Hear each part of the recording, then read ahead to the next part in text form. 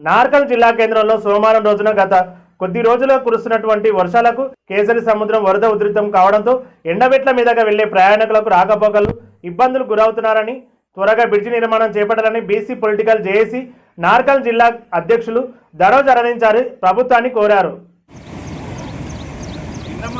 భారీ వర్షాలకు ఉధృతంగా కేసరి సముద్రం ప్రవహిస్తూ ఉంది. దానికి గాను గతంలో మాజీ ఎమ్మెల్యే మరిజనార్దన్ రెడ్డి గారు అతను నార్కనలు ఈ ట్యాంక్ బండ్ అతల ఏ విధంగా బ్రిడ్జి నిర్మాణం చేపట్టి ఎంతో ఒక మంచి మేలు చేశారు. అయితే తర్వాత కాలంలో వేరే ఎమ్మెల్యే రాజేశ్వర రెడ్డి గారు మారి గతంలో కూడా ఈ విధంగా ప్రవాహం లోపలికి ఇదే సందర్భంగా డిమాండ్ చేసినాం. ఇక్కడ బ్రిడ్జి నిర్మాణం చేపట్టి వచ్చే రైతులకు కానీ వివిధ గ్రామాల నుంచి వచ్చే వాళ్ళకు విద్యార్థులకు సౌకర్యంగా ఉంటుంది. ఇక్కడ ప్రమాదాలు జరగకుండా ఉంటాయి.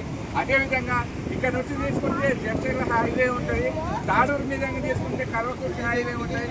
ఇట్లా 3-4 హైవేకి సంబంధించినటువంటి మార్గాలు ఇక్కడ ఉన్నాయి కాబట్టి రాకపోకలకు ఇబ్బంది అవుతుంది.